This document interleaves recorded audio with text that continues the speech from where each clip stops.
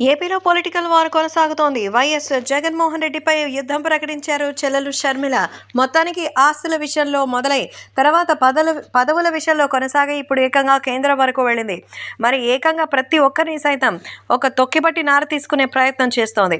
అయితే ఇప్పుడు వైఎస్ షర్మిల చేస్తున్నదంతా కూడా చంద్రబాబు స్క్రిప్ట్ అని, కాంగ్రెస్ పార్టీలో ఉన్న చంద్రబాబుకు హితం కలిగేలాగానే ఆమె ప్రవర్తిస్తోందంటూ మరి రోజా గారు సంచలన వ్యాఖ్యలు చేశారు. ఈ విషయంపై రోజా చాలా సీరియస్ కామెంట్స్ చేశారు. కుటుంబాన్ని చీల్చడం చంద్రబాబు వెన్నతో పెట్టిన విద్య అంటున్నారు. షర్మిల మెడలో కండువా కాంగ్రెస్ పార్టీదని, చదివే స్క్రిప్ట్ మాత్రం బాబుదంటూ ఎద్దేవా చేశారు. సో తాజాగా 3 సార్లు సీఎంగా చేస్తే మేనిఫెస్టోలో పెట్టిన అమలు చేస్తానని చెప్పే ధైర్యం చంద్రబాబుకు లేదు. మళ్ళీ అవకాశం ఉండే అని సిగ్గు లేకుండా అడుగుతున్నారు. ఇక వైఎస్ఆర్ కుటుంబం మాటిస్తే నిలబెడతారనే నమ్మకం ఉంది. నిజంగా షర్మిల గారు ఇలా చేయడం నిజంగా చాలా బాధాకరమైన అంశం. నిజంగా వైఎస్ఆర్ పార్టీ నుంచి తరిమేసిన నాయకుల్ని అభ్యర్థిగా పెట్టుకునే పరిస్థితిలో ఆమె దిగజారారు.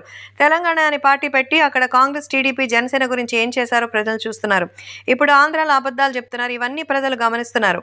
ఇదే సమయంలో నగర నియోజకవర్గాల్లో అభివృద్ధి జరగలేదంటున్న నాయకులు ఎల్లో మీడియా తప్పుడు ప్రచారం చేస్తున్నారంటూ చెప్తున్నారు.